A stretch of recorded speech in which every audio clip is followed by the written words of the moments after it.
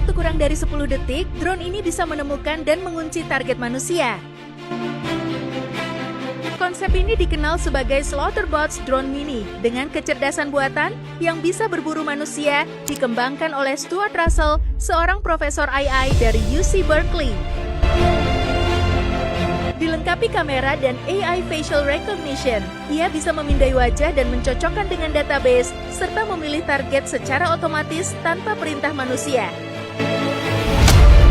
Begitu target ditemukan, drone akan mendekat dan mengunci posisi kepala, lalu meledak dengan presisi tinggi. Tidak ada peluru dan tidak ada peringatan.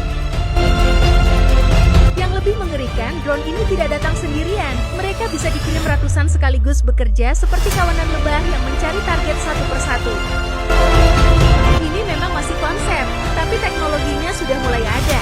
Pertanyaannya sekarang, apakah dunia siap dengan senjata yang bisa memutuskan